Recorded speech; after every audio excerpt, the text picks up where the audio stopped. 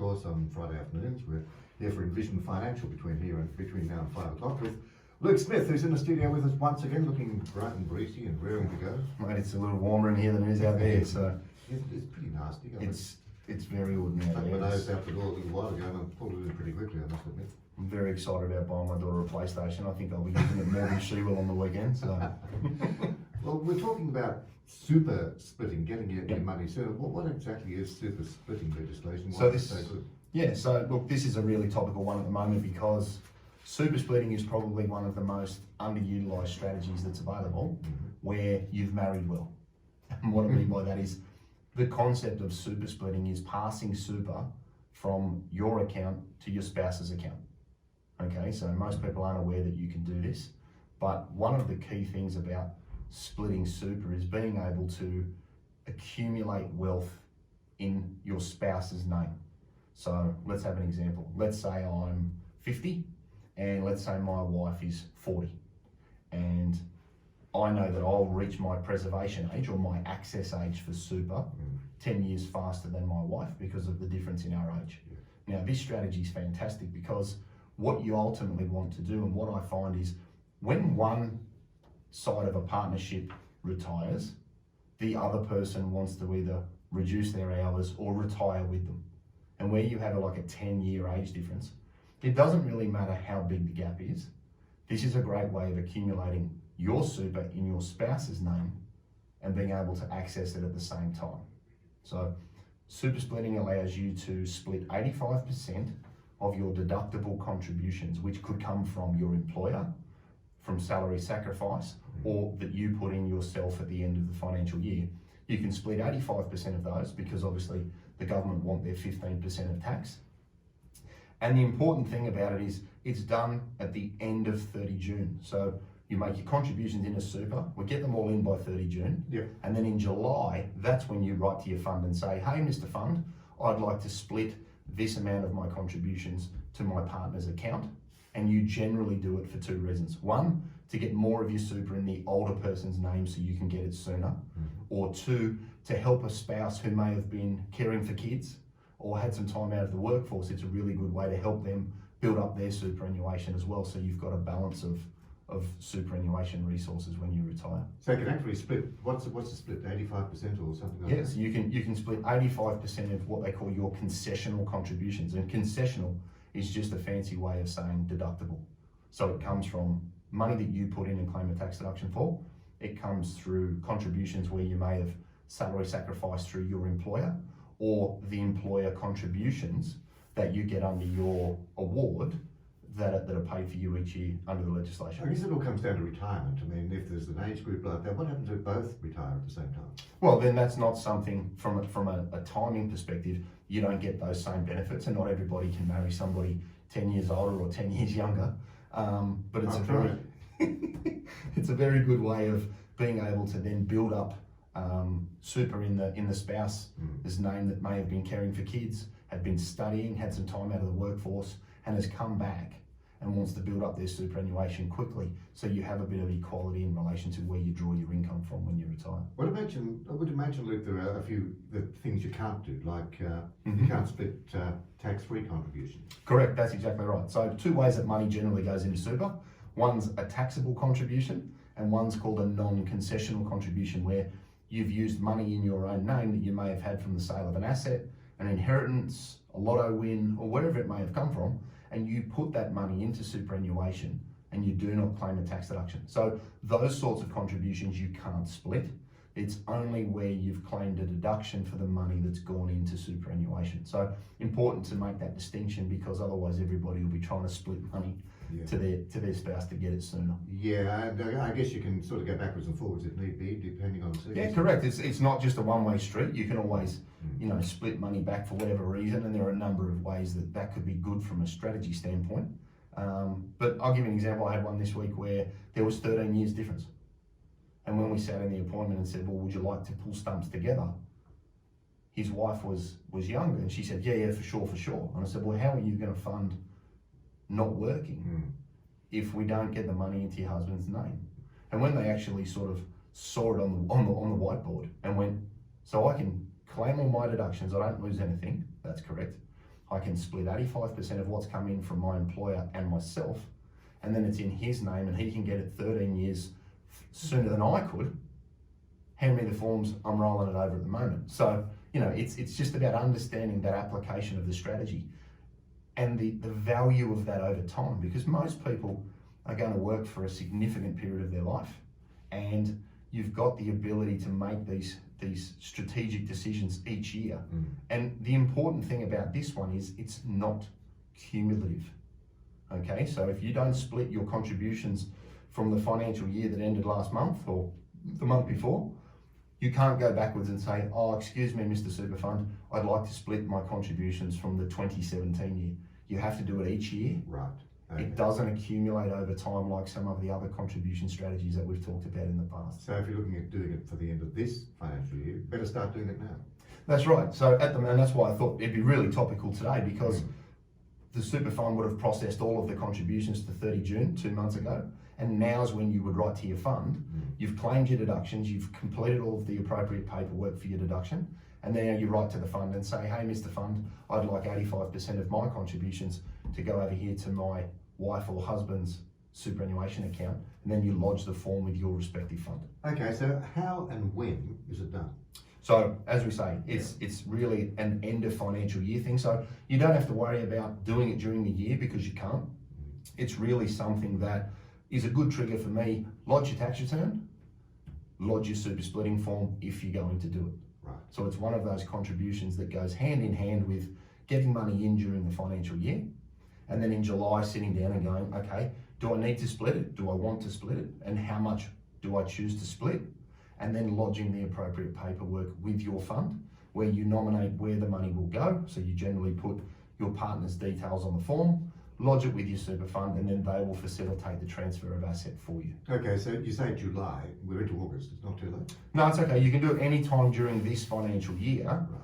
For the last one. So you're always working retrospectively, as opposed to most super contribution strategies, which we try and be prospective. So to do it for this year, you'd wait till July, August next year. Spot on, exactly right. So you get your tax return done, get to the end of the financial year, and then split what you've put in, because it gives your fund some time to lodge the appropriate paperwork, claim the deductions, and then you can move it wherever you want. But you've got to make sure your deduction notices are lodged with the fund before so. Correct, exactly right. So where you make a personal contribution, and that is just money that I've had in the bank, and if I threw that into super at the end of the financial year, I need to tell the fund that I'm claiming that as a deduction. Right. And that's really important, because if you don't, not only will you miss out on your tax deduction, but that will then be treated as a tax-free payment into super, and you won't be able to split it. So make sure you've lodged your deduction notice, and then consider splitting it over to a spouse if that's what you want to do. So look, when it comes to the how it's done, you have to apply to your fund. You do, that's right. So every fund, correct. Some funds will offer it. You need to check with your fund provider. Some do, some don't. There may be a fee for it. There may not be. Again, check with your respective fund. The other thing to keep in mind here as well is you can't do this with the defined benefit schemes we have here in the ACT. So CSS, PSS, DFRDB and MSBS, the contributions that people make towards that fund, you can't take advantage of this strategy, but you could take advantage of it if you were salary sacrificing or using a normal fund around your defined benefit scheme. That will give you the flexibility to do what we're discussing today, but you can't do it if the defined benefit scheme is your only super fund. And you can't split to someone that's already at the Commonwealth preservation age. What does that mean? Correct, right. So what that means is, depending on the year that you're born, you reach your preservation age, which is the access age for super. So anybody born after 1965, their access age is 60. So if I'm 60 and my wife is 50, she can't split to me because I've already met my preservation age and I can take the money straight out of super. So this is a strategy I wanted to bring to people's attention, because it's one that's good for many, many years, but you need to be proactive and get that money into the older person's name so that they could potentially reach 60, retire, and then take out money on a tax-free basis to be able to fund lifestyle, or to cover the younger person moving to, say, 3 days a week. And then they've got some ability to access money to change that, the amount of wage that they're going to draw. so you can continue to live the lifestyle that you're after. Okay, the main points as we go to a commercial break to just in summation, as we say. Well, split 85% of your deductible contributions. Remember, you can't split tax-free contributions. Split them at the end of the financial year, so now's a great time for the last financial year. And obviously apply to your fund and make sure your paperwork is rock solid. Okay, we're talking with Luke Smith, as we do this time every Friday afternoon from Envision Financial. We're talking about super splitting, getting your money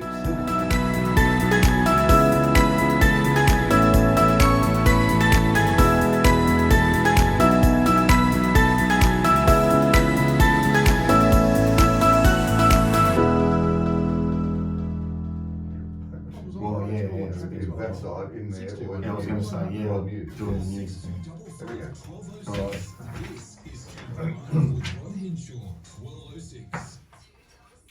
It's 12 minutes away from the news of 5 o'clock, and we're here for Envision Financial with Luke Smith from Envision Financial, talking about super splitting, getting your money sooner. Luke, how does this strategy work when with others when you're planning your retirement? Yeah, so as we sort of said before the ad break, the premise behind this one is obviously to get money into your spouse's name, be it they're older than you, and then obviously you can access it sooner. That's a very attractive benefit of this strategy, and also then to bolster the superannuation of a partner who may have been out of the workforce, or who's been looking after kids, or has been off studying and wants to keep building up their retirement assets. One of the big benefits of this strategy, if we then put it in line with some others, is we spoke a couple of weeks ago about the carried forward concessional legislation, which just means that of the $25,000 balance that you have to put into super each year, whatever you don't use, you can carry forward for up to 5 years, provided that your super is less than $500,000. So if we think about that, if you wanted to catch up multiple years of contributions and then split a really big lump sum into a spouse's name before they were about to retire, this would be a really good way to dovetail both of those strategies together and be able to have as much money in super as possible that you could access from 60, obviously being tax-free. So that's a really good way to do this. I find the other big kicker here as well is that it's non-cumulative. So you need to be doing something if you're going to do it. I'd rather tell people about it now than too often people come into my office and it's either too late because the older partner is at their preservation age, or they're just about to retire and they haven't been making contributions. So I think being aware of it is very, very important. Whether you use it or not, then that's completely up to you and your situation. But I'd rather people be aware of it, because when I tell people that you can do this, they just look at me and go, no, that can't be right. Well, it sort of is. You can, yeah. You can. And you can access your capital sooner. Well, again, it's then the big kicker is if you've got more money in super and you can start a tax-free income stream, you can bolster the value of pensions. Another good reason to use this sort of strategy is to address potentially going over what we call the transfer balance cap, which is the maximum amount of money that you can have in super and draw a tax-free pension from. So splitting super leading into retirement, if you've got too much, is a good way to address the transfer balance cap. So it's always about looking at your personal situation and understanding how we can maximise the flexibilities of super and the way that you accumulate.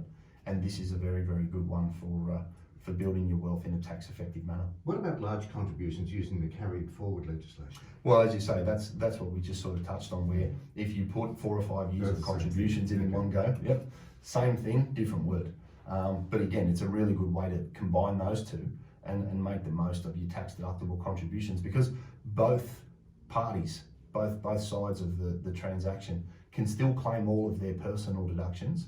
You don't take one from another, so you've still got all of your deductibility there, and then you can obviously move things forward and contribute to each other as you need, depending on where you're going to draw your income from and what your broader resources are in relation to your assets. So it's cumulative over time. Well, it's But you can't do it retrospectively. Exactly right. Use it or lose it. Exactly right. Exactly right. You need to be doing it each year. Otherwise, it is definitely use it or lose it. So people need to be mindful of that, because if you could go backwards and say, listen, I'd like to split the last 10 years of contributions, I think most funds would run out of cash to be able to transfer things from fund to fund. So obviously make sure you do it each year, stick it in the diary. When you're going to go and see your accountant, make sure you get your fund form, fill it out, lodge it with the fund, and make the most of this year's strategy, because you'll lose it if you don't use it. It can be quite complicated if you don't know exactly what your other is. Well, and I think that's why it was very very tricks for new players there. Right? Yeah, look, exactly, and I think this is one that is very underutilised. Even if there's a couple of years difference between partners, it's still worth doing because that's 2 or 3 years that you could potentially fund the younger person's retirement with tax-free money from the older person's super. So, whether it's 2 years, 18 months, or 10 years difference, there's huge value in being able to access your money sooner on a tax-free basis where you retire over the age of 60. And then you can go and have your holidays. If we're ever able to travel again, you'll be able to pull money out of super from the older person's account and pay for holidays on a tax-free basis. It's great for paying off houses, reducing deductible interest loans on, say, investment properties. So getting the money into the older person's name can have a number of flow-on strategies that can then give you the flexibility you're after when you actually do retire. You don't miss out on the deduction yourself. No, that's right. So you can have a $25,000 limit or more. Your partner can have a $25,000 limit or more. And then obviously you can split things between the two of you, regardless of what you've done as individuals. This is available to you, and it's something that, again, over time can have a really good cumulative effect, because if you start now and continue doing this at 30, 40, 50 years, you can get a lot of money into the older person's name and get it a lot sooner. Okay, it's a great way to get money into a more flexible fund, I guess, or use shares if the other one can't. Yeah, look, and great point. So depending on what fund you're in, look at it, you're all over it. Depending on what fund you're in, let's say I was in a really restrictive employer fund, let's just say, and my wife was in a much more flexible fund and we wanted to buy some shares in something, we could use the super splitting strategy to keep the money in the superannuation environment, but have a wider range of investment choices and options that may not be available in the particular fund that I'm in. So again, a really good way to do that. Another good strategy is to pay for insurance. Let's say the premium for my husband's life insurance, he's older, it costs more. I could split some of my super into his account that could then be used to cover some of the premium, which would be a good strategy to save us using our own money where it may or may not be deductible. So there are a few little add-ons that you can have some ancillary benefits with when you think about this strategy. Okay, a fair bit of information in there, Luke. Let's just recap it and sort of do the dot points on it. Sure, so use it or you lose it. Very, very important. Check that your fund offers it. Not all funds do, it's not mandatory. Make sure you've lodged your deductible notices. If you've put money in and you want to claim a tax deduction, claim your deduction first and then split it. And then obviously, to wrap up the broader strategy, think with the end in mind. Little bits along the journey can end up with large capital amounts that can be more accessible and potentially tax-free over the age of 60. So doing a little bit sooner can have a very, very good cumulative effect on your access to capital when you retire. But it's not exactly dependent entirely on age difference, is it? No, not at all. As I say, that's just one of the key benefits. Yeah. As I say, it's also really good for people that have got a low super balance. You want to get around the transfer balance cap. You want to fund insurance premiums. You want to have more flexible investment options. They're all ancillary reasons to consider this strategy as well. The big kicker or the big value for people that have married well with a big difference. Well, a lot of guys tell me that who marry a younger woman. They tell me that they've married well. It gives them the flexibility so that you can actually do things together when you retire, and the younger person's not forced to keep working when you're off playing golf, fishing, and wanting to go on holiday. Yeah, I suppose it's a whole different thing, but we do have a couple of seconds up our sleeve. What happens if you split?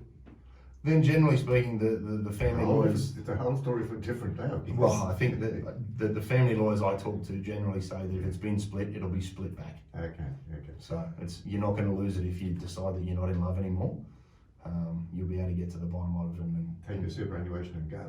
Well, and they generally get hold of it somehow. So exactly. Okay. Exactly right. If people want more information, I wouldn't doubt that they do on this one, because it's quite an interesting one. And as you say, it's a little thought of one, isn't it? Oh, look, I think it's very underutilised for a range of different reasons. And I think, we've touched today on some of the key benefits, but 6260-4749, give us a call, come and have a chat, come and have a bit of a health check, show us what's going on, and if we can point these things out and give you some strategies to take care of what you're doing, great. We've got the podcast, Strategy Stacker, where we talk about the show. That's on iTunes and Spotify. We've got the YouTube channel, Envision Financial Canberra, so subscribe to that and you can catch the videos from the show, and we've got all the key takeouts that you can pause and read and write down. And we've also got the Knowledge Centre, so www.envisionfinancial.com.au. Go to the Knowledge Centre there, you can subscribe to that for free, and there's a whole library of technical information and this will be one of them. Fantastic, always good to talk, and you'll be back with Leon next week. By the way, in the commercial break, I asked me where the Raiders are playing. The Raiders are the Panthers at Panthers Stadium tomorrow night at 7:35. Well, Whitehead said they're odds on, so let's see if he can honour that one. Good on you, Luke. Have a good week, mate. See you next week, mate. Luke Smith from Envision Financial. It's coming up to 5.